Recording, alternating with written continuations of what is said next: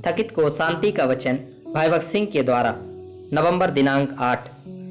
वह उसके साथ हमें और सब कुछ क्यों कर न देगा। रोमियो की पत्री 8 अध्याय का 32 पद।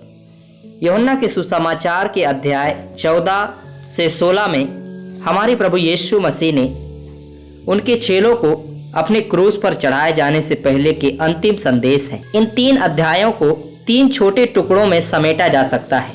अध्याय 14 में प्रभु अपनी शांति की बात करते हैं। अध्याय 15 में अपने आनंद की बात करते हैं। अध्याय 16 में अपनी विजय की बात करते हैं। इन 3 छोटे अंशों के द्वारा उन्होंने उनके सभी प्रश्नों का उत्तर दिया।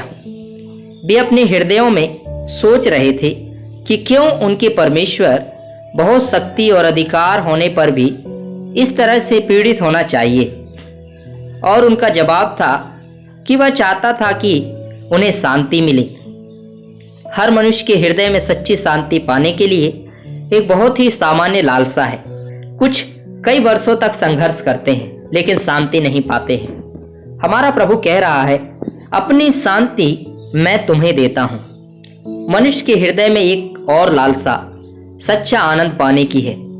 कुछ लोग सच्चे आनंद को पाने के लिए कई तरह के प्रयत्न करते हैं लेकिन वे इसे प्राप्त नहीं कर पाते हैं। हमारा प्रभु यूहन्ना सुसमाचार 15 अध्याय का 11 पद में कह रहा है, ये बातें मैंने तुमसे इसलिए कही हैं कि मेरा आनंद तुम में बना रहे और तुम्हारा आनंद पूरा हो जाए, क्योंकि सांसारिक साधन यह आनंद नहीं दे सकता।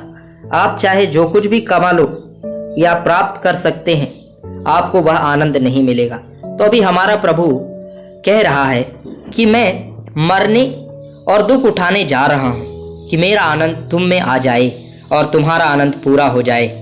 मनुष्य हमेशा अपने जीवन में शक्ति पाना चाहते हैं लेकिन फिर भी वे हार जाते हैं। हमारा प्रभु यूहन्ना सुसमाचार 16 अध्याय का 33 पद में कह रहा है, संसार में तुम्हें क्लेश होगा परंतु हियाव बांधो, मैंने संसार को जीत लिया है। वह जीत आपके लिए और मेरे लिए है कि हम अपने जीवन को पूरी तरह से विजयी, फलदायी, जयवंत और शक्ति से भरपूर बनाएं। हमारे प्रभु को हमें अपनी शांति, आनंद और विजय देने के लिए मरना और फिर से उठना पड़ा। इसलिए सच्चे मसीही जीवन को इन 3 सरल शब्दों, पहला शांति, दूसरा आनंद और तीसरा विजय में अभिव्यक्त किया जा सकता है।